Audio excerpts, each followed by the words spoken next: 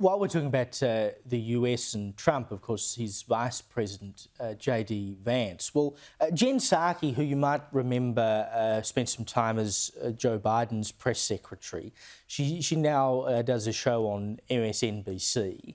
But she popped up on a podcast called I've Had It.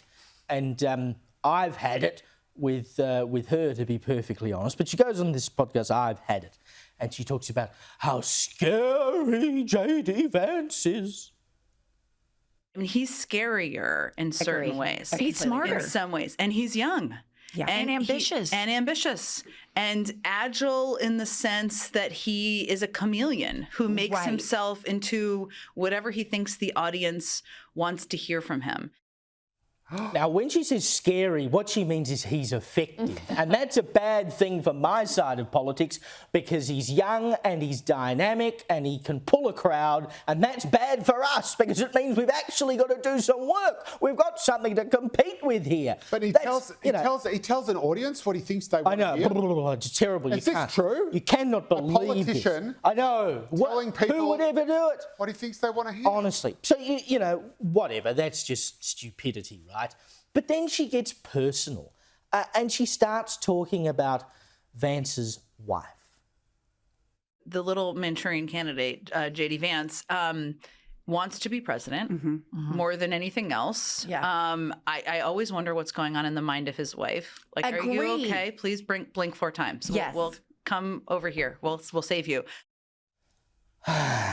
So she assumes that because a woman is married to a right-wing man, a member of the Republican Party, that there must be something wrong with her, or she must be under duress, or she must be unsafe. And just blink 4 times and we'll come and save you from the evil, bad JD Vance. Like, what the hell? Sorry, I thought they were feminists. I thought they actually believed in women's ability to think for themselves. Maybe Usha Vance is a Republican. Whoa, maybe she is actually a conservative. Maybe she does actually support her husband and doesn't feel unsafe around him. Freya, as a woman of colour, I think you'll find that she cannot be a conservative because she's a woman of colour.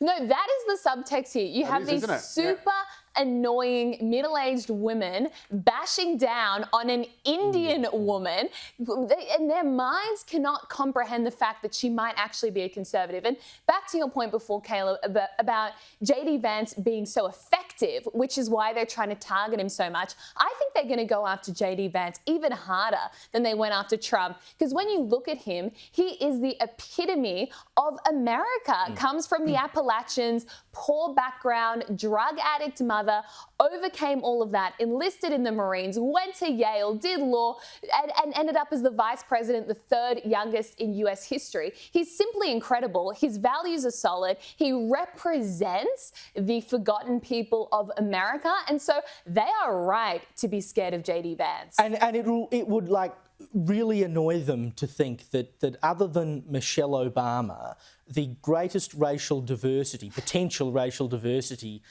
in the First Lady of the United States is going to be a Republican, an Indian woman married to a Republican. Yeah, it's amazing. And, you know, I'm sure they will go after JD Vance just as hard as they went after Donald Trump because, after all, it worked so well the last time.